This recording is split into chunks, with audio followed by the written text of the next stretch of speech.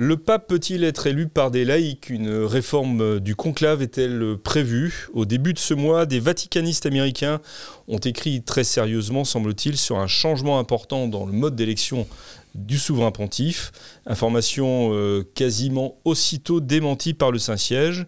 Fausse rumeur ou ballon d'essai? Quelle papauté aurons-nous demain? Décidément, les questions pour l'avenir de l'Église sont au cœur de nos clubs des hommes en noir. Eh bien, à ces questions et à bien d'autres certainement vont tenter de répondre mes invités. L'abbé Grégoire Sellier. Monsieur l'abbé, bonjour. Bonjour Monsieur Maxence et bonjour à tous les clubistes. Clubiste, oui, toujours. L'abbé Marc Gulfucci, monsieur l'abbé, bonjour. Bonjour à tous. Le père Danziec qui est à ma gauche. Bonjour à tous. Et le laïc de l'étape, Guillaume de Thieulois. Bonjour Philippe et bonjour à tous. Merci donc beaucoup à vous quatre de votre présence pour donc évoquer cette question qui anime beaucoup les observateurs de l'Église aujourd'hui, c'est-à-dire le prochain conclave, puisque derrière cette question de mode d'élection, il y a la question plus large du conclave, alors redouté par certains, attendu par d'autres. Et donc ça nourrit visiblement des rumeurs, qu'elles soient fausses ou vraies. Monsieur l'abbé Sellier, comment est-ce qu'on élit un pape en fait? Alors je pense d'abord que c'est une rumeur mal fondée, je ne pense pas que ça soit très sérieux, parce qu'il est... Sur le fait que des laïcs puissent voter. Je pense que c'est pas sérieux. Il est peu vraisemblable que l'élection du pape change radicalement, parce que ce serait très compliqué à organiser et très coûteux à organiser, et ça c'est une dimension qui aujourd'hui n'est pas du tout négligeable. Et je dirais pour les deux choses, d'abord en soi, qui peut être élu déjà, qui peut être élu? Tout homme, c'est-à-dire un garçon, n'est-ce pas, adulte, non marié, baptisé, pourrait être élu en soi. Mais ça peut changer, voilà. Il faudrait que ça change. Mais en fait, le dernier non-cardinal élu fut Urbain VI, qui a été élu en 1378. Donc ça fait 750 ans qu'on n'a pas eu de pape qui n'était pas cardinal avant. Et ce ne fut pas une grande réussite, puisqu'il fut le départ du grand schisme d'Occident, où il y a eu 2 papes, puis 3 papes, puis 4 papes. Donc qui a duré 70 ans. Donc ça a été plutôt une catastrophe. Donc je pense que le prochain pape sera élu parmi les cardinaux, comme on le fait depuis 750 ans. En ce qui concerne le mode d'élection, l'histoire a connu les élections des papes avec la participation du peuple romain. Non mais la dernière fois, je me réjouissais qu'ils ne prennent pas la parole. Mais attendez, laissez-moi parler, j'explique. Hein. Donc, effectivement, ça a entraîné de graves désordres. Il y a aussi eu des élections sous le contrôle des empereurs germaniques. Ça n'a pas été que des mauvais choix, hein, mais depuis longtemps, c'est seulement les cardinaux, qui sont plus ou moins fictivement les curés de Rome, qui élisent le pape. Et on n'a pas trouvé... ça n'a pas toujours été génial, mais à mon avis, c'est une des moins mauvaises solutions pour élire le souverain pontife. Et je pense que ça marche relativement bien, donc je ne pense pas qu'on change, et je ne souhaite pas qu'on le fasse. C'est pas qu'on souhaite que ça change ou ça ne change pas, c'est que en fait, l'histoire nous montre que c'est très variable. Alors, il y a une expression qu'on doit dire quand même aujourd'hui, c'est « a clero et populo », par le clergé et par le peuple. Cette expression est une longue expression. Et donc, si ensuite, par prudence, on a réservé aux cardinaux l'élection, avec les influences des uns des autres, comment dire, il faut savoir que dans l'avenir, il y a même eu un jour un pape qui a été élu par acclamation, ou parce qu'une colombe lui est venue sur sa tête. Et du coup, tout le monde a dit, c'est lui. Mais c'est historique. C'est comme saint Ambroise. Lui, il était catéchumène, il n'était même pas baptisé. Qu'est-ce que vous voulez dire? Ça veut dire que il y a une très grande liberté pour l'élection du pape. Voilà, donc les modes d'élection peuvent changer. Oui, tout à fait. Donc, et alors, je vais vous citer vous contredisez notre voilà, je vais vous citer une phrase extraordinaire d'une constitution apostolique de 1859 qui disait... qui essayait de réserver aux cardinaux évêques. Il y a les cardinaux prêtres et les cardinaux diacres, c'est devenu honorifique. Hein, c'était des sous-distinctions, mais écoutez ça, c'est merveilleux. Ce texte conférait aux cardinaux le monopole de l'élection pontificale. Donc, au XIe siècle, là, ça commence à être clair. Et prévoyait que, citation, « dans le cas où par suite de la perversité des méchants. Une élection pure, sincère et sans simonie ne pouvait avoir lieu à Rome. Les cardinaux évêques, avec les clercs et les laïcs pieux, fussent-ils en petit nombre, auront le droit de faire l'élection ailleurs. Alors, bien sûr, ça a ouvert... C'est un texte, une constitution qui date de quand, vous disiez ? 1859. C'est pas si vieux que ça, en fait. Voilà, hein. mais donc, et qui disait encore que des clercs et des laïcs pieux pouvaient participer à l'élection, aux côtés des cardinaux, et même en petit nombre. C'est-à-dire qu'en fait, ça ouvre la possibilité à des schismes, dans le sens où un petit nombre de cardinaux, voire même avec des évêques, voire même avec des laïcs pieux, pourraient... sauf que d'un point de vue du droit positif, le problème, c'est de provoquer une élection qui ne soit pas conforme avec le dernier texte d'un pape qui est avec l'autorité. C'est bien ce que vous voulez souligner, l'abbé Sellier. Voilà, et donc l'abbé Sellier a raison, d'un point de vue du droit positif, il souhaite qu'on respecte le droit actuel, qui est plus prudent que les cas de nécessité qui ont provoqué dans l'histoire de l'Église des choses fantaisistes et impressionnantes. Chers amis, vous êtes de plus en plus nombreux à regarder les vidéos du Club des Hommes en Noir, et cela nous touche énormément. Mais savez-vous que la plupart des gens qui regardent nos vidéos ne sont pas abonnés à la chaîne de l'Homme Nouveau, et ça change tout. Parce que plus d'abonnés, ça veut dire plus de visibilité, et donc plus de contenu à vous proposer. Donc si vous n'êtes pas abonné, s'il vous plaît, cliquez sur ce petit bouton, ça prend 2 secondes, et cela nous aide énormément. Bonne vidéo. Voilà, donc s'il n'empêche pas un pontife régnant quel qu'il soit de changer les règles. Et, le prédécesseur, donc Benoît XVI, a changé 2 choses. Au début de son pontificat, il a changé donc le nombre, parce qu'avant, au bout de 25 scrutins, on tombait à une majorité simple. Il a dit non, ce sera forcément la majorité des 2 tiers pour qu'il y ait vraiment une... Et à la fin de son pontificat, il a supprimé la possibilité d'un vote par acclamation. Voilà. D'accord, sur lequel on pourrait revenir, le dernier pontife, enfin le pontife régnant pourrait revenir. Père d'Andiac, c'est des questions qui vous semblent un peu hors sol, tout ça. Après, moi, je ne suis pas canoniste. Par contre, je rejoins ce qu'a dit l'abbé Sellier. Je pense que c'est une fausse rumeur, cette révélation de dire que le mode d'élection du souverain pontife allait changer avec notamment l'implication de laïcs, etc. Je pense que c'est une fausse rumeur. Néanmoins, il y a quand même quelque chose qui m'intéresse. C'est qu'hélas, ça dit quelque chose... qu'on puisse penser que ce soit crédible. Voilà. Et les gens ont pensé que c'était crédible au début de la rumeur. Deux éléments de réflexion par rapport à ça.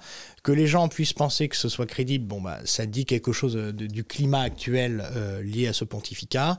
Et ça dit aussi, et je crois l'avoir dit lors de la précédente émission, c'est qu'il y a quand même aussi des catégories de personnes qui ont envie de croire des choses qui corroborent ce qu'ils pensent du pape, de ce pontificat, etc. Donc là, je crois qu'il faut essayer de faire attention.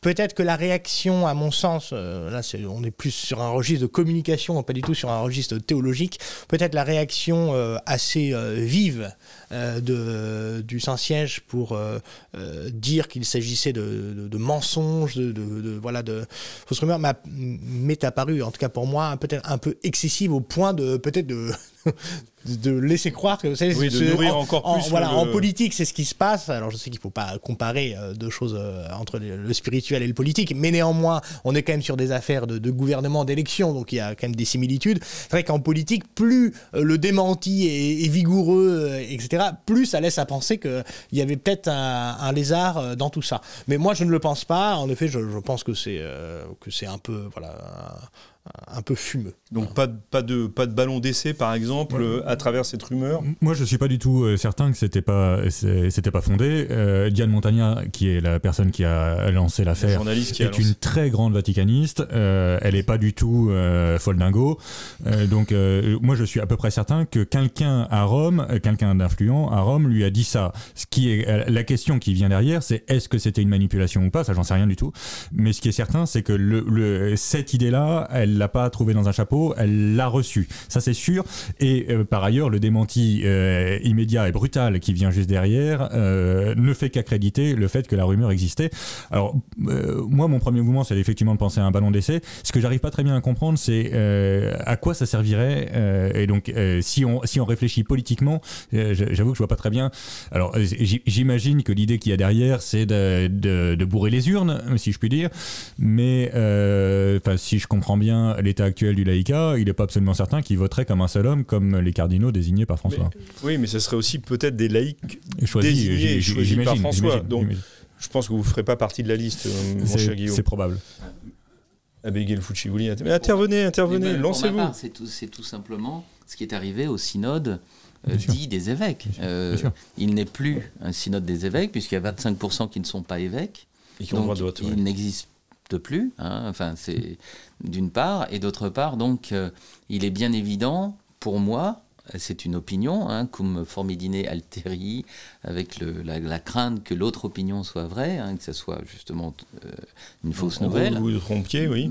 Non, pour moi, mon opinion, c'est que c'était réfléchi et qu'à la suite de cette décision claire et nette et publique de prendre 25% de laïcs ou de non-évêques dans le synode, il est bien évident qu'ils ont réfléchi sur une réforme de l'élection du pape avec des accléros et de popolo. Ça ne m'étonnerait pas du tout que ça soit vrai. Ensuite, la tactique politique de voir comment les gens réagissent et de même de dire non, c'est pas vrai, tout ça c'est de la politique pure et simple, c'est l'hommerie. Justement, c'est de la politique pure et simple, et moi, pour répondre à votre question, j'ai aussi une opinion, c'est à savoir que pourquoi, quelle est la raison de cela, de ce qui pourrait être un ballon d'essai. La réponse est dans le guépard. Tout changer pour que rien ne change, en fait. Voilà, c'est ça. C'est la palissade de le dire, mais ça pourrait être ça. Bon, voilà. Après, je ne nie pas à Diane Montagna sa qualité de vaticaniste. Vous dites qu'elle n'est pas folle dingo. Évidemment qu'elle n'est pas folle dingo. Bon, après, je pense. Il y en a beaucoup qui le sont. Je pense qu'après, elle est aussi. Elle a des idées assez précises sur le pontificat. Je pense que ça ne peut pas échapper qu'elle n'était pas une grande zélatrice. Voilà. Donc. Oui, parce qu'on pourrait dire aussi que c'est une manipulation traditionnaliste contre le pape François, finalement. Ce qui est tout à fait possible, c'est qu'il y a une manipulation dans cette affaire-là. Encore une fois, ce dont je suis sûr, c'est qu'elle ne l'a pas trouvé dans un chapeau, mais on peut imaginer deux choses. Soit un cardinal un peu anti-franciscain lui a glissé qu'il avait entendu dire que pour mettre le pape en mauvaise situation, soit au contraire, un cardinal franciscain lui a fait passer le même message. Mais ce que je voudrais dire, c'est que bon, ça serait effectivement une façon de modifier, etc. Mais le pape François, s'il a le souhait et l'intention que son pontificat se prolonge après sa mort, il a la main sur les cardinaux. Donc ça ne servira pas à grand-chose d'ajouter des laïcs. Ça, c'est le premier point. Et le deuxième point, c'est que cette volonté, qui me semble assez clair, puisqu'il nomme quand même des gens qui sont très proches de lui, d'une façon assez systématique, dans le conclave, ne fera pas forcément que le pape suivant sera dans sa ligne, ni humaine, car je pense que tout le monde en a soupé de sa personnalité, et donc on va aller vers une personnalité... Tout le monde n'a pas soupé de la personnalité. Non, mais je parle des cardinaux, de ceux qui sont autour de lui, parce qu'il est quand même, c'est un homme difficile à supporter, il faut le dire, d'un point de vue humain, en dehors de toute doctrine. Donc je ne pense pas qu'au niveau humain, ils prennent le même, ils vont aller quelqu'un de plus gentil, plus doux, etc. Et deuxièmement, on va choisir un être humain qui est potentiellement changeant, etc., et qui va se trouver face à des défis, et il n'est pas du tout dit que celui-là, même si au départ il pouvait être dans la ligne du pape François, il continue son œuvre. Il ne faut pas se faire d'illusions sur ce genre de choses. C'est l'histoire qui vous fait dire ça, ou c'est l'histoire. On a élu des pontifes qui n'ont pas du tout correspondu à ce qu'on attendait d'eux. C'est clair. On a pensé qu'ils seraient comme. Par exemple, on a pensé que Jean XXIII sera un pape de transition sans aucune importance. C'est lui qui a lancé le Concile Vatican II, qui était quand même un événement absolument phare et fondamental. On a élu un Jean-Paul Ier en pensant qu'il allait faire ceci, et puis il est mort Donc voilà, les choses ne se passent pas. De même qu'on dit, tel rentre Pape Abilé qui sort simple cardinal, de même tel est élu comme pape progressiste, traditionnaliste, intégré, tout ce que vous voulez, et il ne fera pas forcément ce qu'on attendait de lui. Il y a une question, évidemment c'est pas le cœur de la mission du souverain pontife, mais il y a une question qui est une question de gouvernement humain. Moi j'ai un exemple assez précis en tête, c'est l'élection de Célestin V. Le conclave a mis 2 ans. À l'époque, il y avait 12 cardinaux, hein, donc ça devait être relativement facile à gérer. Il y a 2 ans d'hésitation, ils n'arrivent pas à se mettre d'accord. Ils choisissent Célestin V parce que l'un des cardinaux dit avoir eu une vision d'un saint qui arrivait et donc l'ermite saint. Tout le monde va en procession chercher l'ermite dans son ermitage. Et il a fallu moins de 6 mois pour qu'on s'en rende compte que c'était un désastre apocalyptique, parce que le type, le saint, a signé des... Attention à votre vocabulaire, le saint a signé des nominations de cardinaux en blanc. Donc il a filé au roi des deux Siciles des nominations de cardinaux en blanc. Et donc évidemment le roi s'est bien empressé de remplir les blancs. Mais donc il faut voir aussi que c'est pas évidemment que tout le monde à cette époque-là rêvait d'un saint pour faire la réforme de l'Église. C'est un rêve assez catholique. Oui, c'est un rêve très, très pieux. Enfin, et ce qui est d'ailleurs impressionnant, c'est que ce rêve a contaminé, si je puis dire, le conclave. Parce que le conclave, à l'époque, il faut voir c'est vraiment des princes de l'Église. Les types, ils pèsent quelque chose quand même dans l'Europe chrétienne de l'époque. Et comme c'est quand même aussi des catholiques, c'est pas uniquement des princes, ils se disent, après tout, un saint à la tête de l'Église, ça serait merveilleux. Et ça a été un désastre. Et d'ailleurs, je finis juste là-dessus. Oui, bien sûr. J'attire l'attention sur le fait qu'il a été canonisé, mais on n'a pas le droit de le prier comme Saint Célestin V. C'est-à-dire tout le monde le prie comme Saint Célestin V. Normalement, Saint-Pierre Célestin. On doit le prier comme Saint-Pierre de Morone. Pourquoi ? Parce que quand on l'a canonisé, on a dit sa vie privée est absolument édifiante, sa vie de pape est un désastre. Et donc on ne peut pas le prier comme un saint pape. C'est pas sa sainteté qui l'a conduit à la... Enfin, sa papauté, pardon, qui a été plutôt un handicap. 15 secondes pour réagir, comme disait saint Thomas. S'il est comment dirais-je, instruit, qu'il enseigne. S'il est pieux, s'il est saint, qu'il prie, et s'il est prudent, qu'il gouverne. Absolument. Mais ce qui renvoie aussi donc à cette question demain, quelle papauté, puisqu'on parle du mode d'élection du pape et voilà.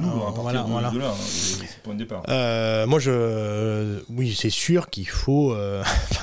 Je ne vois pas comment ça pourrait continuer comme c'est aujourd'hui. Voilà, ça, je ne le vois pas, et je suis même un peu gêné de ce que j'ai lu récemment, ce que j'appellerais une marvelisation de la figure pontificale. Vous savez, les héros Marvel, le pape même a été accueilli et présenté à la jeunesse qui était en audience comme un super-héros.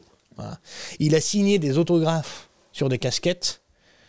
Alors, ça fait un peu bizarre, si vous voulez, quand dans le même temps, nous le savons, le souverain pontife refuse qu'on lui baisse son anneau, vous voyez, et en même temps, il signe des autographes. Bon, signer des autographes, si vous voulez, c'est Messi ou Madonna, quoi. Enfin, c'est pas, je sais pas. Enfin, moi, je trouve ça un peu étrange. Il y avait la multiplication des calottes papales autrefois. Oui, mais certes, mais c'est pas, non, c'est quand même pas la même. On n'est pas dans la même symbolique, me semble-t-il, quand même. Voilà, on n'est pas dans la même symbolique, voilà.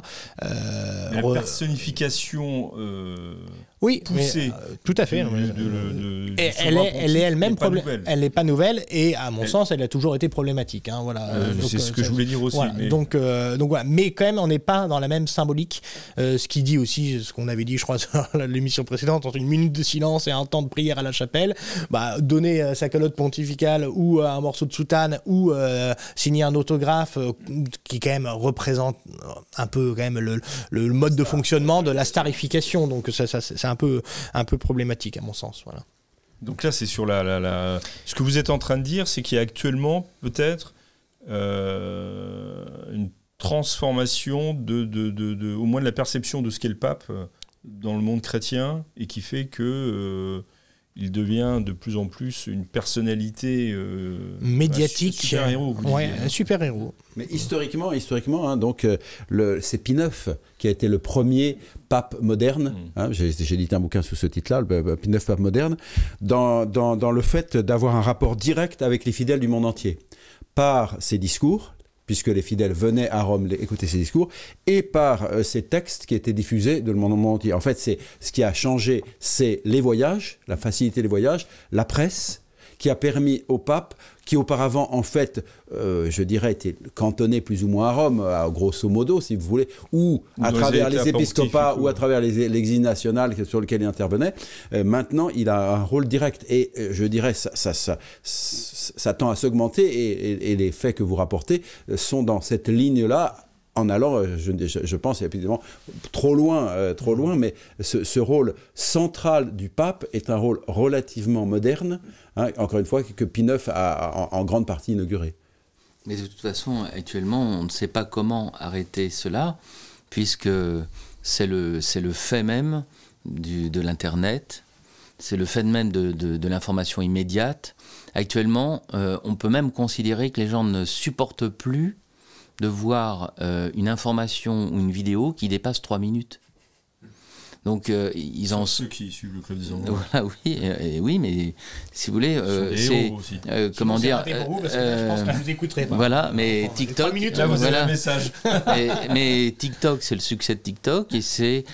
actuellement, YouTube fait ce qu'on appelle des shorts, c'est-à-dire des mini-vidéos sur le modèle de TikTok, parce qu'on n'arrive plus, finalement, à accrocher l'attention de personnes qui sont dans l'immédiat. Et donc les communicants autour du pape ne vont faire que le pousser à suivre cela, alors que en fait, le catéchisme de l'Église catholique et une messe, c'est hors du temps. Et à un moment donné, c'est ce qu'on disait dans l'émission sur la conférence des évêques de France, voilà, les gens en ont assez de vivre au temps stressant et immédiat des... Juste une petite anecdote, donc, puisqu'on parlait la semaine dernière de la conférence des évêques de France à Lourdes, le pape Benoît XVI est venu à Lourdes visiter, je ne sais plus à quelle occasion, il est venu visiter. 2008, voilà, il est venu visiter donc les évêques. Donc il est intervenu devant les évêques, etc. Et ensuite, il y avait un salut du Saint-Sacrement, une adoration du Saint-Sacrement, qui était donc filmé et par KTO et je crois France 2 qui le diffusait, etc. Et donc le pape expose le Saint-Sacrement. Et puis ensuite, il prie pendant 5, 10, 15 minutes.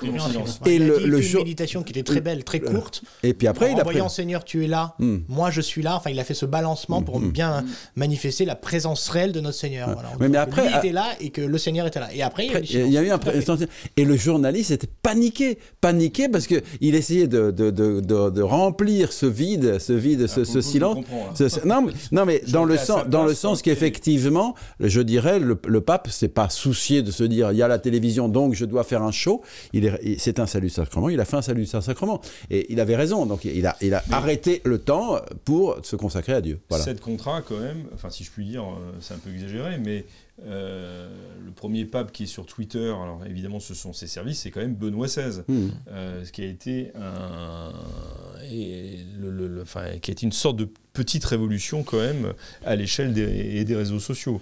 Oui, mais ça dépend comment on l'utilise. Si le pape, ses services utilisent Twitter une fois de temps en temps pour dire une parole claire... Par définition, vous n'utilisez pas Twitter une fois de temps en temps. Sauf si vous êtes un héros comme moi, mais j'entends ce que vous dites. En permanence, oui. Et c'est exactement ce qui s'est passé en effet, mais je réitère, je pense que justement c'est le pape, par sa fonction, le souverain pontife, a accès à une quantité de possibilités de communication. Je pense que tout le monde se battrait dans les maisons d'édition pour avoir un livre d'entretien, etc., etc.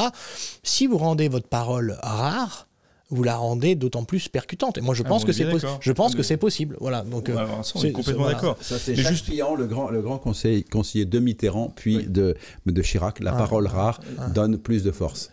Ce que disait Daniel Ami, je parlais de l'église polycopiante. C'est vrai que ça fait partie aussi des sujets.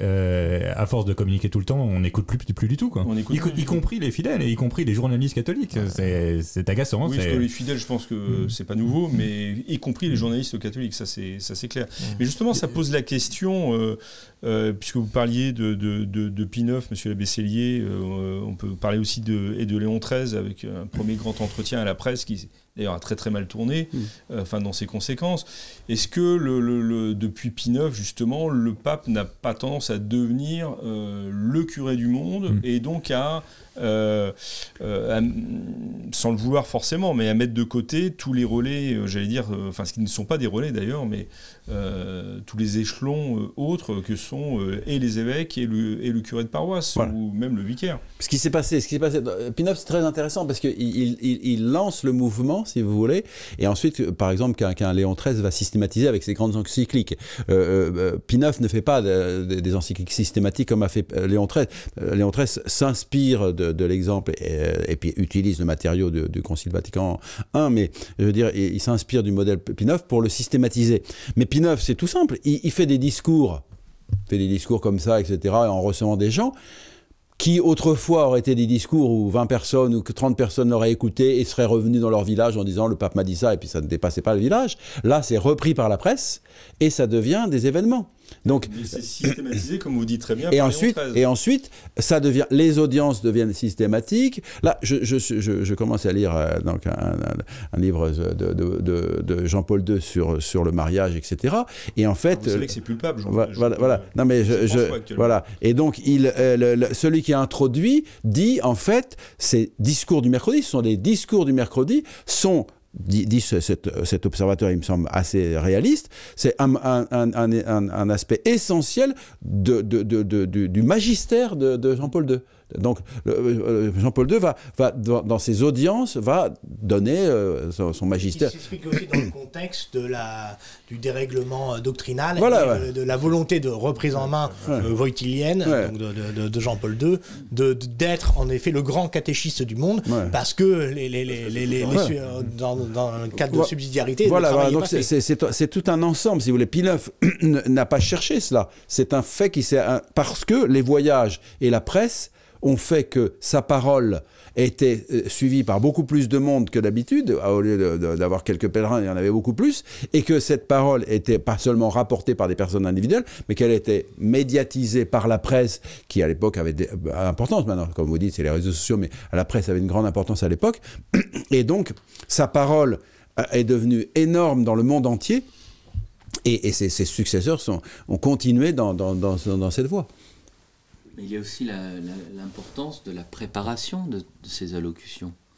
Quand on pense que de nos jours, on va chercher la moindre allocution de Pie XII, parce qu'à chaque fois qu'il s'exprimait, il allait chercher dans sa propre théologie, dans la prière, dans des théologiens autour de lui et des moralistes, et il disait quelque chose d'extrêmement... Il enseignait de manière forte. Quand on retrouve à des allocutions à des infirmières, des rappels de, comment dire, vraiment limpides. Et de la même manière, pourquoi actuellement encore on cite les audiences de Benoît XVI? Parce que quand il faisait un exemple sur le Saint du jour, en fait, ça avait été travaillé. C'était pas comment dire. Professeur, donc c'est travaillé.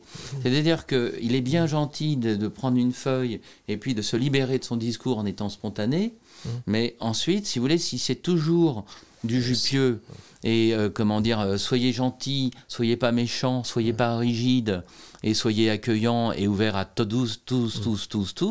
À un moment donné, cette contrat, parce que Benoît XVI enseignait certes très précisément, mais c'est ce qu'on a dit. Enfin, s'il est saint, qu'il prie pour nous, s'il est prudent, qu'il nous gouverne. Tout à fait. Mais enseignant qui voilà. Et donc, si vous voulez, je le dis respectueusement. Voilà, je pense que c'est un pape que beaucoup d'entre nous ont beaucoup aimé, mais néanmoins, en fait, ce qu'on retiendra d'un pape, c'est sa façon dont il a gouverné l'Église. Oui, mais il a largement le non-gouvernement. Oui, mais sur la liturgie, il a quand même donné deux indications très claires. Et certes, il a influencé aussi Jean-Paul II sur cela. Ecclesia de Eucharistia, si vous lisez comment dire, c'est du gouvernement. Alors, il y a eu un concile Vatican II qui a réhabilité les laïcs, et j'aimerais bien qu'on laisse la parole aux laïcs En Marche. Juste pour revenir 2 minutes sur la notion de gouvernement précisément, il y a un autre aspect dans le ballon d'essai ou la rumeur infondée sur les réformes du conclave qui a été assez peu étudié, mais qui à mon avis est fondamental, c'est le sujet d'interdire aux plus de 80 ans de participer aux congrégations préalables.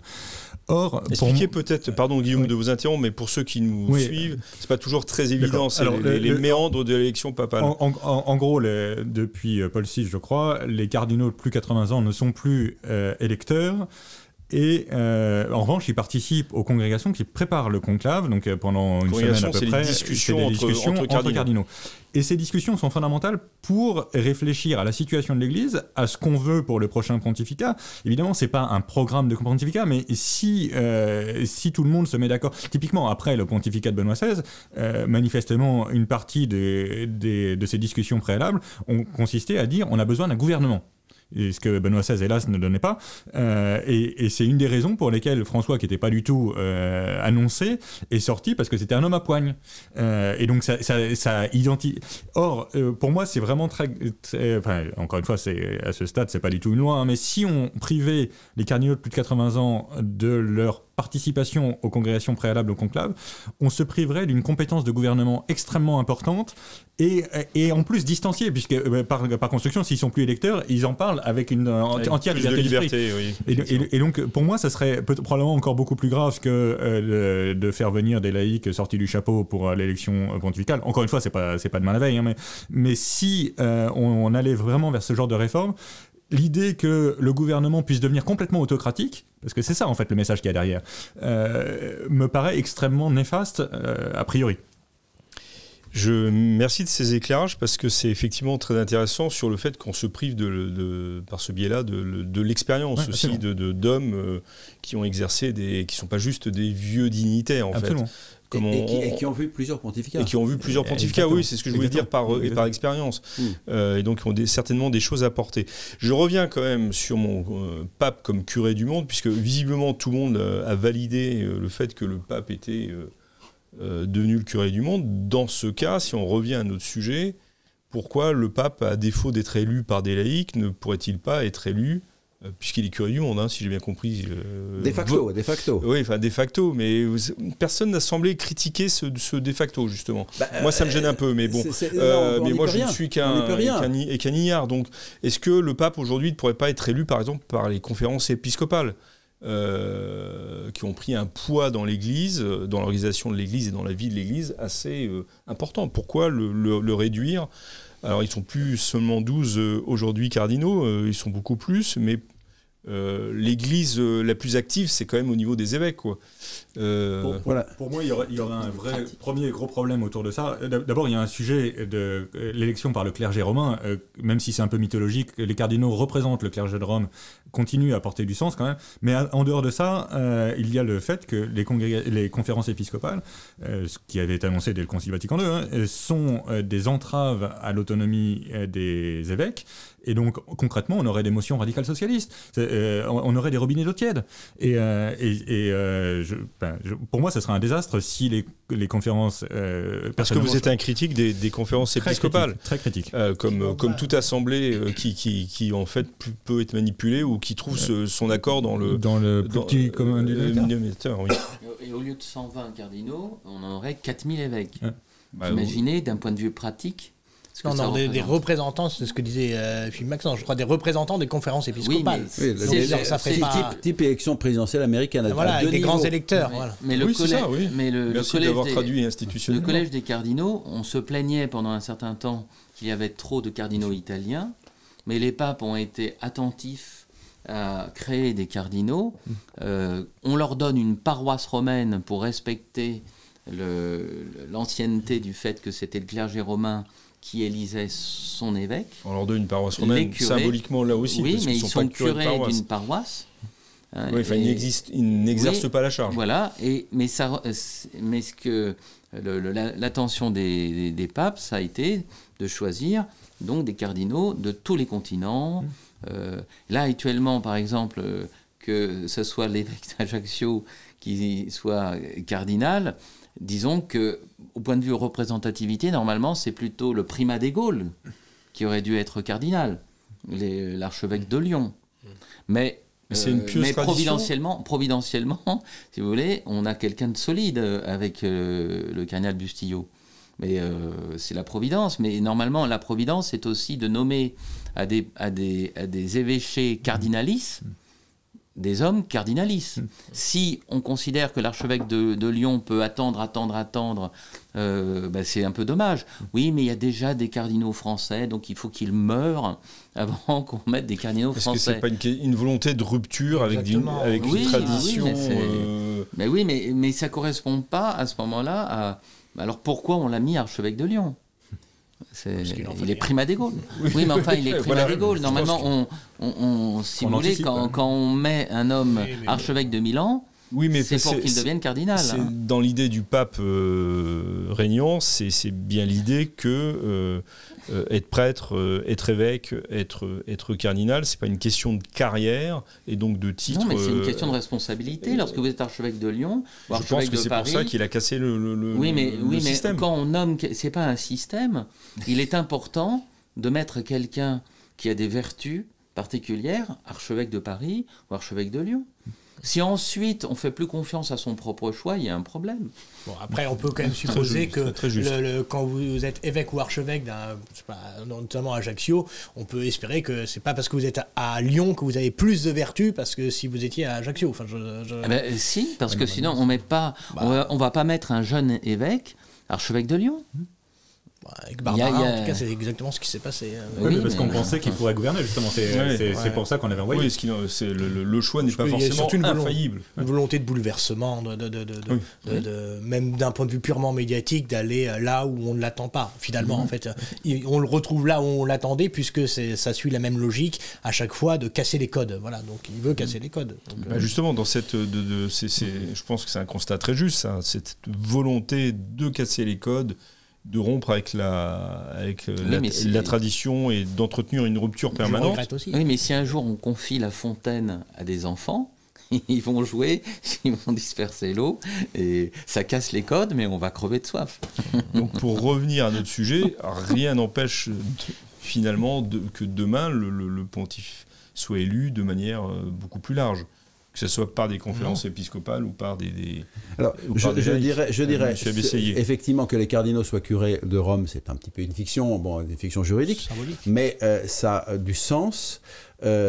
Si effectivement on sort de cela, si ce n'est plus le clergé romain qui élit l'évêque de Rome, qui, du fait qu'il est évêque de Rome, successeur de Saint-Pierre, est le pape, à ce moment-là, on va faire grandir son rôle à l'intérieur de l'Église, puisqu'il sera là le président de l'Église, au lieu d'être l'évêque de Rome qui présidait à la communion, comme disait Père de l'Église, n'est-ce pas? Il deviendra le super chef de l'Église, élu par une majorité de l'Église, etc. Ce qui est je dirais une dérive qui me paraît pas bonne. Déjà, on l'a dit, vous contestez le fait que le pape soit le curé du monde, mais c'est un fait, c'est-à-dire la moindre de ses paroles étant médiatisée, elle atteint au fin fond des savanes africaines. Bon, c'est un fait et c'est pas la faute du pape, c'est comme ça, mais il faut... C'est là-dessus que je suis pas d'accord avec vous. Il faut pas qu'en plus, si vous voulez, qu'il devienne de plus en plus le chef de l'Église, dans le sens où le président des États-Unis est le chef des États-Unis, le président de la France est le président de la France, alors qu'en fait, il est évêque de Rome, et du fait d'être évêque de Rome, il est effectivement gardien de la communion et chef ultime de l'Église, mais non pas pour remplacer tout le monde dans chacun de ses postes. Sur ce dernier point, je suis amplement d'accord avec vous. Je me permets juste une petite correction. Le président, il n'y a pas de président de la France, il y a le président de la République française. Ouais, mais c'est pas tout à fait la même chose. Père Danziec, je vous entends pas beaucoup malgré tout sur le sujet. Vous pensez que ce type de conversation autour du mode d'élection de la papauté passe à côté peut-être des vrais enjeux? C'est une vraie question, elle n'est pas un piège. Vous m'entendez peut-être un peu moins parce que il y a des sujets dans lesquels on est peut-être plus à l'aise que d'autres. J'espère pas rendre une copie blanche, mais après, non, pas du tout, non. Mais moi, je suis plutôt agacé dans le cadre de mon ministère, en effet, que si jamais on doit parler, par exemple, du sacrement de pénitence ou de réconciliation, tout de suite, il s'agit de trouver la dernière citation du pontife actuel et de la mettre, si vous voulez, en exergue de son propos, etc.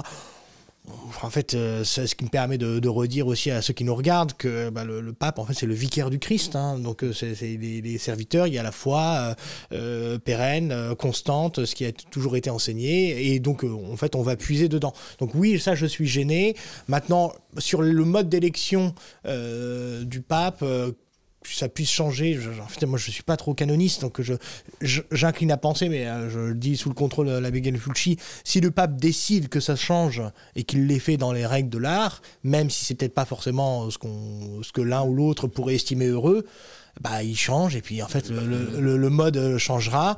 Après, j'en resterai toujours au fait que, quand bien même par une volonté humaine, tel ou tel clerc, y compris le pape, celui-ci ou un autre, voudrait changer des choses dans l'Église plutôt sous des considérations mondaines que des considérations spirituelles, il n'en reste pas moins qu'au bout du bout, les portes de l'enfer ne prévaudront pas contre elles. Il y aura des dégâts, il y aura de la casse, il y aura tout ce qu'on veut. Voilà. Mais qu'est-ce que vous voulez que je vous dise ? En fait, c'est un état de fait. En fait, voilà. Peut-être pour terminer cette émission, parce qu'on arrive à la fin quand même, le père d'Anziac vient de rappeler que le pape était le vicaire du Christ. Est-ce que vous pouvez l'un ou l'autre, et s'il vous plaît assez rapidement, nous redire ce que ça signifie exactement que d'être vicaire du Christ ? Le vicaire, c'est celui qui tient la place. C'est celui qui tient la place. Donc notre Seigneur est remonté au ciel, et il y a quelqu'un qui tient sa place sur cette terre, mais tenir sa place, c'est en dépendance absolue de notre Seigneur Jésus-Christ. Le vrai chef de l'Église, ça c'est ce que je prêche très régulièrement, le vrai chef de l'Église, c'est notre Seigneur Jésus-Christ, qui agit par ses ministres, son ministre principal étant le pape, vicaire du Christ, mais les évêques, les prêtres, etc. Mais ne nous disons pas, parce que le vicaire du Christ est humainement défaillant, que le chef de l'Église est défaillant. Car le chef de l'Église n'est pas défaillant, c'est bien notre Seigneur Jésus-Christ. Donc, il est effectivement, c'est un titre très, très, très haut, c'est-à-dire vicaire du Christ directement, mais c'est un titre aussi ministériel et en dépendance, donc il doit bien remettre les choses, il faut bien remettre les choses à leur juste place. Vicaire du Christ, mais, le mais peut-être pas le mot le plus adéquat, mais est successeur de Pierre. Parce que il n'est pas successeur du Christ, en fait, c'est ce que je veux dire. Parce que successeur du Pierre, c'est Saint Pierre qui était le vicaire du Christ et qui a transmis cette charge spécifique, alors que les autres apôtres n'ont pas transmis leur charge spécifique aux évêques qui les ont ordonnés, qui a transmis cette charge spécifique à l'évêque de Rome, qui doit présider à la communion, c'est la terminologie des pères, mais encore une fois, en dépendance absolue de notre Seigneur Jésus-Christ, qui est le seul et unique chef de l'Église. Merci beaucoup, monsieur l'abbé. En dépendance absolue du Christ, eh bien, nous sommes invités, nous aussi, d'être en dépendance absolue du Christ. Nous nous retrouvons la semaine prochaine pour un nouveau club, de nouveaux invités, un nouveau thème. D'ici là, eh bien, que Dieu vous garde. À très bientôt. Au revoir.